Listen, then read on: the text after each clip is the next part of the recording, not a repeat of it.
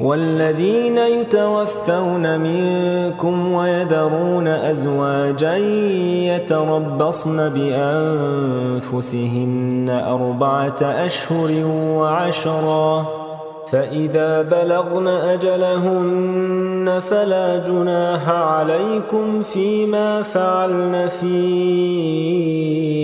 أنفسهن بالمعروف والله بما تعملون خبير। আর তোমাদের মধ্যে যারা মৃত্যুবরণ করবে এবং নিজেদের স্ত্রীদেরকে ছেড়ে যাবে, তখন সে স্ত্রীদের কর্তব্য হল নিজেকে 4 মাস 10 দিন পর্যন্ত অপেক্ষা করিয়ে রাখা। তারপর যখন ইদ্যত পূর্ণ করে নেবে, তখন নিজের ব্যাপারে নীতিসঙ্গত ব্যবস্থা নিলে কোনো পাপ নেই। আর তোমাদের যাবতীয় কাজের ব্যাপারেই আল্লাহর অবগতি রয়েছে। ولا جناح عليكم فيما عرضتم به من خطبة النساء أو أكننتم في أنفسكم علم الله أنكم ستذكرونهن ولكن لا تواعدوهن سرا إلا أن تقولوا قولا معروفا ولا تعزموا عقدة النكاح حتى يبلغ الكتاب أجله واعلموا أن الله يعلم ما في أنفسكم فاحذروه واعلموا أن الله غفور حليم। আর যদি তোমরা আকার ইঙ্গিতে সে নারীর বিয়ের পয়গাম দাও কিংবা নিজেদের মনে গোপন রাখো, তবে তাতেও তোমাদের কোনো পাপ নেই। আল্লাহ জানেন যে তোমরা অবশ্যই সে নারীদের কথা উল্লেখ করবে, কিন্তু তাদের সাথে বিয়ে করার গোপন প্রতিশ্রুতি দিয়ে রেখো না। অবশ্য শরীয়তের নির্ধারিত প্রথা অনুযায়ী কোনো কথা সাব্যস্ত করে নেবে। আর নির্ধারিত ইদ্যত সমাপ্তি পর্যায়ে না যাওয়া অবধি বিয়ে করার কোনো ইচ্ছা করো না। আর একথা জেনে রেখো যে তোমাদের মনে যে কথা রয়েছে আল্লাহর তা জানা আছে, কাজেই তাকে ভয় করতে থাকো। আর জেনে রেখো যে আল্লাহ ক্ষমাকারী ও ধৈর্যশীল। لا جناح عليكم إن طلقتم النساء ما لم تمسوهن أو تفرضوا لهن فريضة ومتعوهن على الموسع قدره وعلى المقتر قدره متاعا بالمعروف حقا على المحسنين। স্ত্রীদেরকে স্পর্শ করার আগে এবং কোনো মোহর সাব্যস্ত করার পূর্বেও যদি তালাক দিয়ে দাও, তবে তাতেও তোমাদের কোনো পাপ নেই। তবে তাদেরকে কিছু খরচ দেবে। আর সামর্থ্যবানদের জন্য তাদের সামর্থ্য অনুযায়ী এবং কম সামর্থ্যবানদের জন্য তাদের সাধ্য অনুযায়ী যে খরচ প্রচলিত রয়েছে তা সৎকর্মশীলদের উপর দায়িত্ব।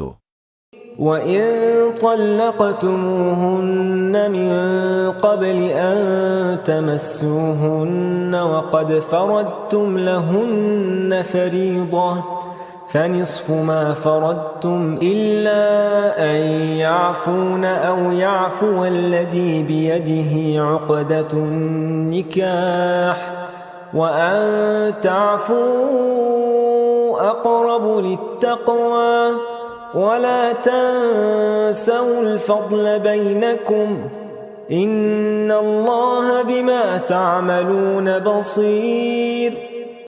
আর যদি মোহর সাব্যস্ত করার পর স্পর্শ করার পূর্বে তালাক দিয়ে দাও, তাহলে যে মোহর সাব্যস্ত করা হয়েছে তার অর্ধেক দিয়ে দিতে হবে। অবশ্য যদি নারীরা ক্ষমা করে দেয় কিংবা বিয়ের বন্ধন যার অধিকারে সে অর্থাৎ স্বামী যদি ক্ষমা করে দেয় তবে তা স্বতন্ত্র কথা। আর তোমরা পুরুষরা যদি ক্ষমা করো তবে তা হবে পরহেজগারীর নিকটবর্তী। আর পারস্পরিক সহানুভূতির কথা বিস্মৃত হইও না। নিশ্চয় তোমরা যা কিছু করো আল্লাহ সে সব অত্যন্ত ভালো করে দেখেন। হাফিযু আলাস সালাওয়াতি ওয়াস সালাতিল উসতা ওয়া কুমু লিল্লাহি কানিতিন। সমস্ত নামাজের প্রতি যত্নবান হও, বিশেষ করে মধ্যবর্তী নামাজের ব্যাপারে। আর আল্লাহর সামনে একান্ত আদবের সাথে দাঁড়াও।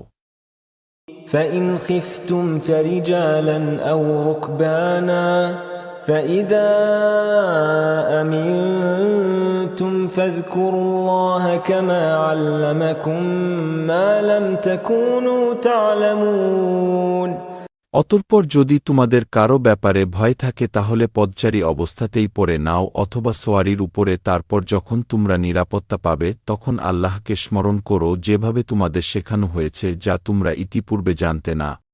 والذين يتوفون منكم ويذرون أزواجا وصية لأزواجهم